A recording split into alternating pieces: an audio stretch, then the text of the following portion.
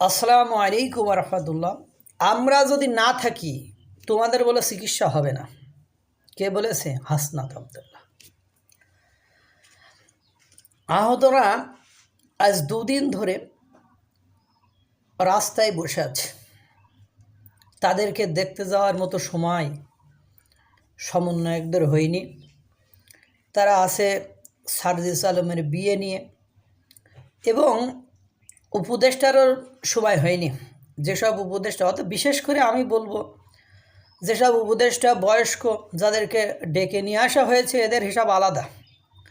কিন্তু যে সকল উপদেষ্টা এই ছাত্রদের কারণে যোগ্যতা না থাকা সত্ত্বেও ওই মন্ত্রী পদমর্যাদার স্থানে যে পৌঁছাইছে, তাদের উচিত কী ছিল?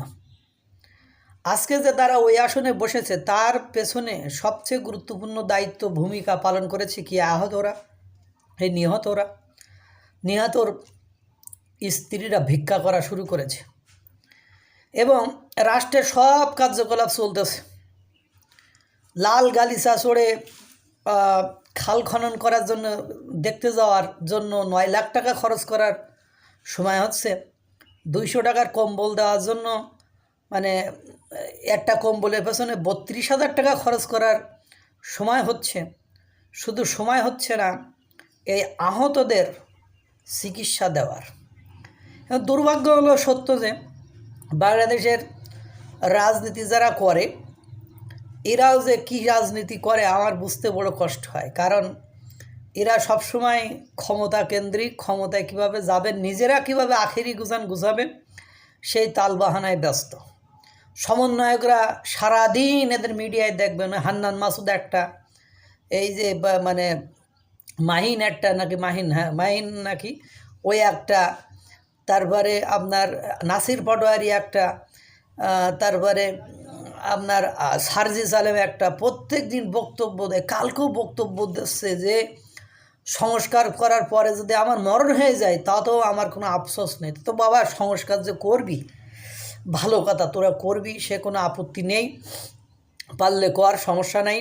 কিন্তু দুর্ভাগ্য হলো সত্য যে আজকে যে তোরা এই রাজকীয় লাইফ লিড করতেছিস, একসময় মানে মানে টাকা পয়সাই ছিল না। এই যে রাজকীয় স্টাইলে বিয়ে শাদি করলি, শ্বশুর বাড়ির টাকায় বিয়ে শাদি করলি, মানে নিজের বাপের তো বিশাল কোনো কিছু আছে বলে আমার খুব বেশি জানা নেই।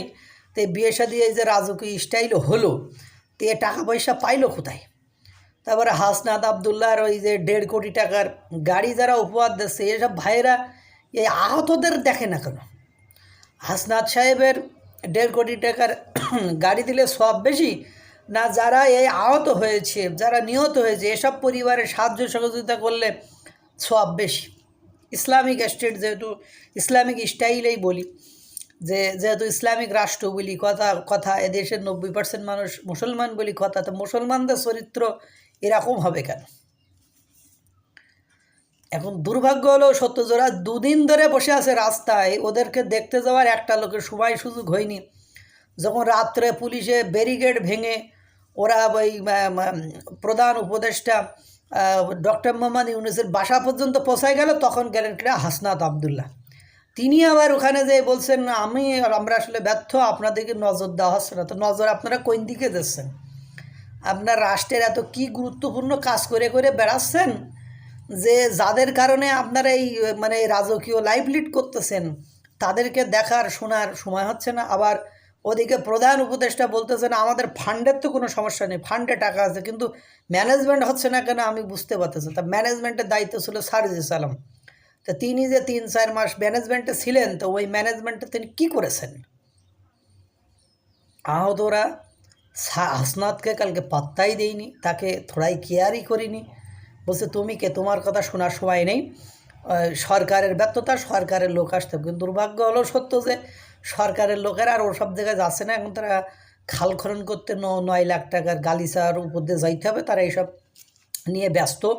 তারা বইমেলায় যেই ওই আপনার মনে করেন ডাস্টবিনের এই শেখ হাসিনার ব্যঙ্গচিত্র থাকবে, সেখানে মানে আপনার ডাস্টবিনের ভেতরে আপনার ময়লা ফেলে আবার বলতে হবে যে ময়লা আবর্জনা এখানে ফেলুন, ফেসবুকে আবার পোস্ট দিতে হবে। কারণ বইমেলার সবচেয়ে গুরুত্বপূর্ণ জায়গা হলো ওটা, যেটা বাংলাদেশের বর্তমান সরকারের সরকার প্রধানের প্রেস সচিব শফিকুল আলম যেটা দেখিয়েছেন, সবচেয়ে বইমেলায় সবচেয়ে গুরুত্বপূর্ণ জায়গা হলো ওটা, যেটা দেখাতে হবে।